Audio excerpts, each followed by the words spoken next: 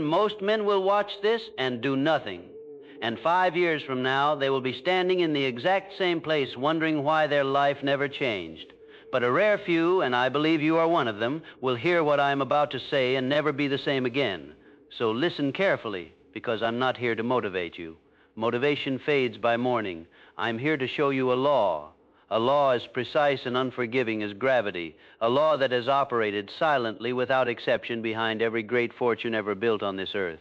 And once you understand it, truly understand it, you will never be able to look at your life the same way again. Here is the law. You have never failed because of circumstance. You have failed because of the story your mind accepted as permanent. Read that again. Not your poverty, not your background, not the people who doubted you or the opportunities that didn't come or the years you feel you wasted. The story, the invisible script running inside your mind 24 hours a day that has been quietly, efficiently, masterfully constructing the exact life you are living right now. And here's what makes this terrifying. Most men authored that script before they were 20 years old. A father who said you were not enough, a school that ranked you average, a failure that arrived before you understood failure was simply education in disguise. And from those early wounds, you wrote conclusion. I am not the kind of person success happens to. People like me stay where we are. The world belongs to others. And then you spent the next decade proving yourself right, because that is what the human mind does. It does not search for truth. It searches for evidence to support whatever it already believes. Feed it limitation, and it will find you 1,000 reasons why limitation is your destiny. Feed it possibility, and watch it begin dismantling every wall you ever believed was permanent. I know this because I was that man, born in a one-room cabin in the mountains of Virginia. No inheritance, no map, no reason, by any conventional measure, to believe that my name would one day be read by millions of people across the world long after I was gone. But I made a decision, not a wish, not a prayer whispered in desperation. A decision, cold, deliberate, and absolute, that my origin would not write my destiny. And from that one decision, everything else followed. Now let me ask you something.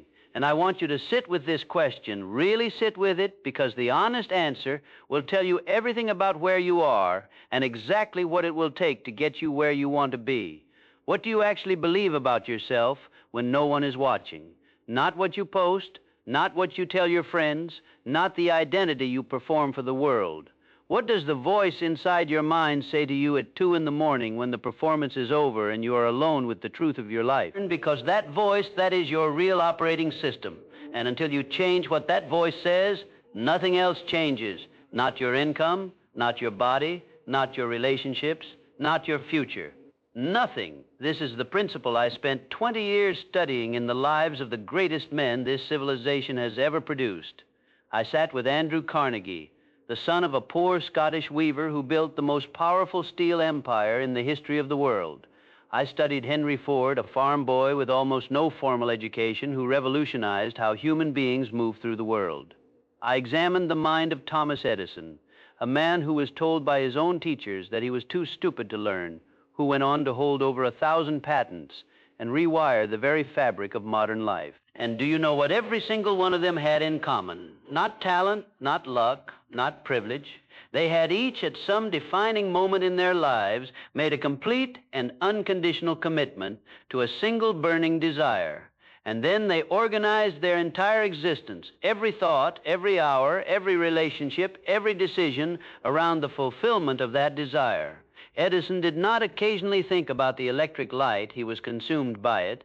He ate with it on his mind. He slept beside it. He failed 10,000 times in pursuit of it and woke up the next morning and tried again, not because he was immune to doubt, but because his desire had become stronger than his doubt. And that precise threshold is where ordinary men become extraordinary. Not when the fear disappears, when the desire outweighs the fear. Now, here's where I need you to understand something that most people completely misread about success. They look at men like Carnegie and Ford, and they think those men were special. Those men had something I don't have. That level of achievement is reserved for a different category of human being. And that thought, that single, poisonous, comfortable thought, is the most expensive thought you will ever have in your life, because it is a lie. a lie you have been telling yourself with such consistency and such conviction that it has taken on the feeling of fact. Let me show you what is actually happening. And when you watch a man walk into a room and command instant respect without saying a word, you are not witnessing talent. You are witnessing the external expression of an internal identity. That man has trained his mind through daily repetition, through deliberate autosuggestion, through the disciplined feeding of his subconscious to expect success, not hope for it. Expect it. An expectation radiates from a human being the way heat radiates from fire. You feel it before you understand it. You respond to it before you have consciously decided to, because every other human being in that room at a level deeper than thought recognizes that this man has made a decision about himself that most people never make, and the world treats him accordingly. Now listen to me. That identity is not inherited. It is constructed, brick by brick, decision by decision, day by day, through the ruthless, disciplined daily practice of feeding your mind the vision of the man you have decided to become, until the subconscious mind accepts that vision not as aspiration, but as fact.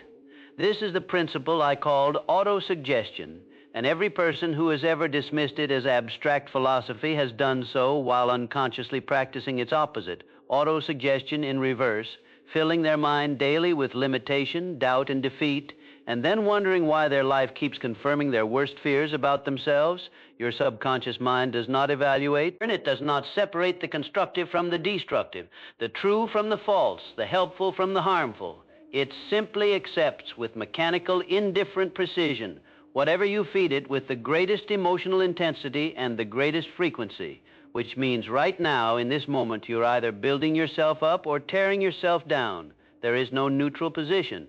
The mind that is not deliberately directed is being directed by default, by fear, by past experience, by the accumulated weight of every limitation you have ever accepted as true. And here is the part that most people cannot handle. You have been doing this to yourself. Not your father, not your circumstances, not the economy or the system or the people who underestimated you. With your own thoughts, with your own repeated internal narrative, with your own daily choice, conscious or unconscious, about what to feed the most powerful creative instrument ever placed in a human being's possession. And I say this not to wound you. I say it because it is the most liberating truth you will ever confront. If you built the prison, you hold the key. If your mind constructed the ceiling, your mind can remove it. If the story you have been telling yourself is the root of your limitation, then changing the story is the beginning of your liberation, and it can begin today.